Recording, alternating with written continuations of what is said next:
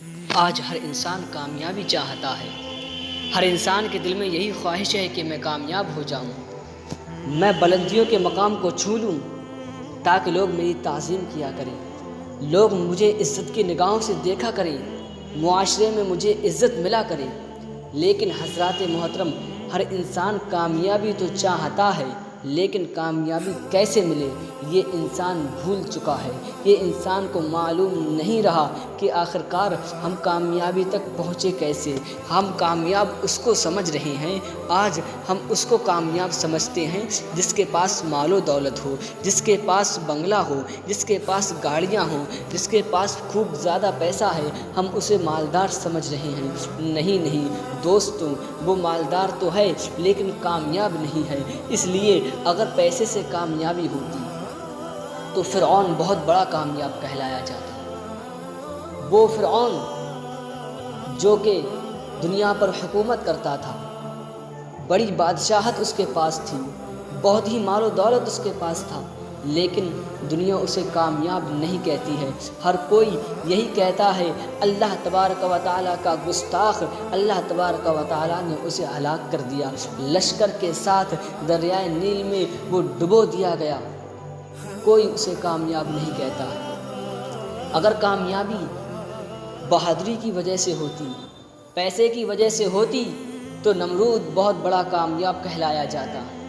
وہ نمرود جس نے حضرت ابراہیم علیہ السلام سے کہا تھا کہ اے ابراہیم، کیا تمہارے اللہ کے پاس اتنی بڑی فوج ہے جتنی بڑی فوج میرے پاس ہے؟ اللہ تبارک و تعالیٰ کی بارگاہ میں چیلنج کر رہا تھا۔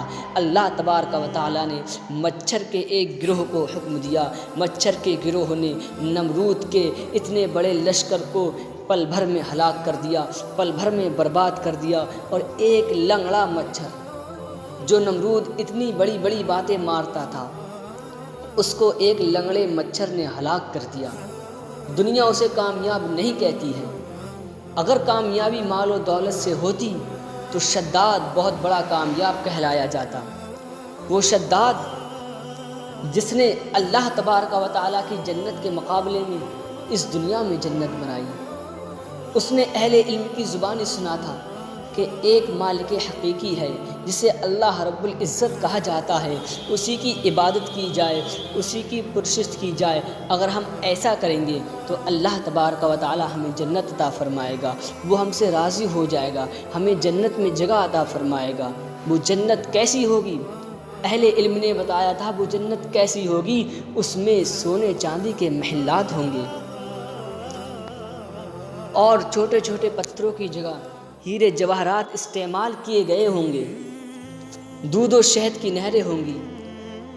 شداد نے یہ سنا تو غصے میں آ گیا اور کہنے لگا، اس میں تمہارے اللہ کی کیا خوبی ہے، اس میں اللہ کی کیا خاصیت ہے؟ ایسی جنت تو میں دنیا پر ہی بنا سکتا ہوں، ایسی جنت میں خود بنا سکتا ہوں۔ اللہ کی جنت کے مقابلے میں یہ مردود جنت بنانے چلا۔ اس نے اپنے وزراء کو حکم دے دیا کہ سونا چاندی منگایا جائے۔ اب وقت کا بادشاہ تھا، حکم کی تعمیر ہوئی، سونا چاندی آنا شروع ہو گیا، سونا چاندی آ گیا، سونے چاندی کے محلات بن گئے۔ ہیرے جواہرات لانے کا حکم دیا، ہیرے جواہرات بھی آ گئے۔ چھوٹے چھوٹے پتھروں کی جگہ ہیرے جواہرات راستے پر بکھیر دیے گئے، دودھ و شہد کی نہریں جاری ہو گئی۔ شداد نے ابھی تک اپنی جنت کو دیکھا نہیں ہے، جنت بن کر کے تیار ہو گئی۔ اب شداد خوشی خوشی جنت کا نظارہ کرنے جا رہا ہے، اس جنت کا جو جنت اس نے اللہ کے مقابلے میں دنیا پر بنائی تھی۔ لیکن دوستوں، کہا جاتا ہے کہ شداد اپنی جنت کو دیکھ نہ سکا، بلکہ ایک پیر اس کا جنت میں تھا اور ایک پیر اس کا باہر تھا۔ اپنی خود ساختہ جنت دیکھ نہ سکا، اور اسی اثنا میں اس کی روح کو اس کے جسم سے الگ کر دیا گیا، اسے برباد کر دیا گیا۔ حضرات محترم، تو پتہ چل گیا کہ مال و دولت سے کامیابی نہیں ہے۔ اب جب مال و دولت سے کامیابی نہیں ہے تو کس چیز سے کامیابی ہے؟ آخرکار انسان کامیابی چاہ رہا ہے، لیکن کس چیز سے کامیاب ہو، کس چیز سے کامیابی نصیب ہو؟ تو دوستوں، ہم پوچھتے ہیں اللہ تبارک و تعالیٰ کی پاک کتاب قرآن عظیم سے، اے قرآن شریف تو بتا کامیابی کس چیز میں ہے؟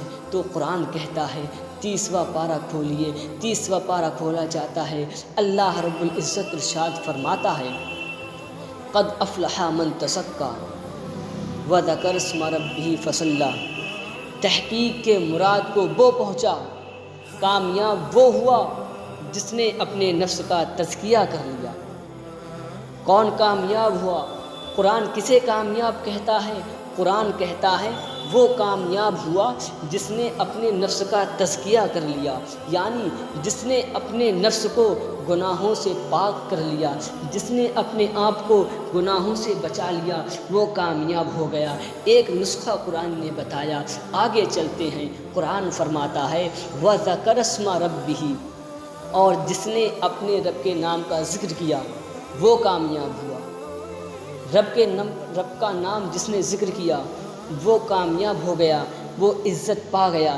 اسی کے متعلق ایک بہت ہی مختصر سا واقعہ آپ کے سامنے پیش کر دوں۔ حضرت شیخ شبلی اللہ رب العزت کے بہت ہی برگزیدہ بندے ہیں، یہ بعض فرما رہے تھے، بہت بڑا ہجوم تھا، بہت بڑی مجلس لگی ہوئی تھی۔ حضرت شیخ شبلی اللہ کی خصوصیات بتا رہے تھے، اللہ کی صفات بتا رہے تھے، اللہ رب العزت کی تعریف فرما رہے تھے۔ آپ نے فرمایا، اے لوگوں، اللہ کا نام ذکر کیا کرو، اگر ایسا کرو گے تو اللہ تبارک و تعالیٰ تمہارے دل کی سیاہی کو مٹا دے گا۔ اللہ کا نام لیا کرو، اس سے تمہارا دل متغیر ہو جائے گا، تمہارے دل میں رونق پیدا ہو جائے گی۔ اسی مجلس سے ایک شخص کھڑا ہوتا ہے جس کو ابو علی سینا کے نام سے دنیا جانتی ہے، اس دور کا بہت بڑا فلسفی، بہت بڑا علم والا تھا۔ کہنے لگا، اے شیخ، میرے بات سمجھ میں نہیں آئی، آخرکار اللہ کی ذات تو میسر ہے، لیکن اللہ کے نام میں کیا رکھا ہے؟ یہ کیسے ممکن ہے کہ دوائی سامنے رکھی جائے اور بخار والا دوائی کرے اور اس کا بخار اتر جائے؟ یہ نہیں ہو سکتا، اللہ کے نام سے کچھ بھی نہیں ہوگا۔ حضرت شیخ شبلی فرماتے ہیں، اے ابو علی سینا، تو گدھا ہے، تو نہیں سمجھے گا۔ جب ابو علی سینا اتنے بڑے فلسفی کو اتنے بڑے ہجوم میں، اتنی بڑی مجلس میں گدھا کہہ دیا گیا تو ابو علی سینا کے چہرے کا رنگ متغیر ہو گیا اور کہنے لگا، مجھے اتنے بڑے مجمع میں گدھا کہا، میرے نام کی دنیا معترف ہے، میں نے اتنی کتابیں لکھی۔ اس کے چہرے کا رنگ متغیر ہو گیا، سرخی ہو گئی، اس کے چہرے پر سرخی آ گئی۔ حضرت شیخ شبلی فرماتے ہیں، اے ابو علی سینا، ناراض نہ ہو، دیکھ، جب میں نے تجھے گدھا کہا تیرے چہرے کا رنگ متغیر ہو گیا۔ جب گدھے کے نام میں اتنی تاثیر ہے، گدھا اپنے نام میں اتنا اثر رکھتا ہے کہ جب تجھے گدھا کہا جائے تو تیرے چہرے کا رنگ متغیر ہو جائے، تو پھر اللہ کے نام میں کتنی تاثیر ہوگی؟ تو اللہ کا نام لینے سے دلوں کی سیاہی کیوں دور نہیں ہوگی؟ تو کامیابی کے دو نسخے پتہ چل گئے۔ ایک نسخہ کیا تھا؟ کامیاب وہ ہوا جس نے اپنے آپ کو گناہوں سے پاک کر لیا۔ دوسرا نسخہ، جس نے اپنے رب کے نام کا ذکر کیا۔ اور تیسرا نسخہ کامیابی کا، قرآن فرماتا ہے وَذَكَرَ اسْمَ رَبِّهِ فَصَلَّى، اور جس نے نماز پڑھی۔ یعنی کامیابی چاہتے ہو تو نماز کو پڑھا کرو، کامیابی چاہتے ہو تو ان تین باتوں پر عمل کرو۔ تیسری بات کیا تھی؟ تیسری بات یہ ہے کہ نماز پڑھا کرو، جیسا کہ مؤذن 5 وقت اذان میں کہتا ہے، حی علی الصلاۃ، آؤ نماز کی طرف، آؤ نماز کی طرف۔ لیکن آگے والے جملوں پر غور کرو، مؤذن یہ بھی کہتا ہے، حی علی الفلاح، آؤ کامیابی کی طرف، حی علی الفلاح، آؤ کامیابی کی طرف۔ تو جو انسان چاہتا ہے میں کامیاب ہو جاؤں، مجھے معاشرے میں عزت ملا کرے، لوگ میری تعظیم کیا کریں، تو وہ ان 3 باتوں پر عمل کر لے، انشاءاللہ تبارک و تعالی دنیا میں بھی کامیاب ہوگا اور آخرت میں بھی کامیاب ہوگا۔ اس لیے ہمیں چاہیے کہ ہم ایسے کام کریں تاکہ ہمارے آنے والی نسلیں یہ کہا کریں کہ ہمارے آباء و اجداد تو ایسے تھے کہ کی محمد سے وفا تو نے تو ہم تیرے ہیں، یہ جہاں چیز ہے کیا لوح و قلم تیرے ہیں۔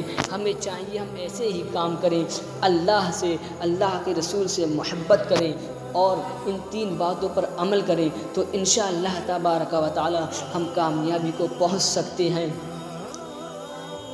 اور ہمیں چاہیے ہم ایسے کام نہ کریں جس سے کہ ہماری آنے والی نسلیں یہ کہیں کہ ہمارے آباء و اجداد ایسے تھے۔ کیا بتائیں کیا احباب کار نمایاں کر گئے، کیا بتائیں کیا احباب کار نمایاں کر گئے، بی اے کیا نوکر ہوئے پینشن ملی اور مر گئے۔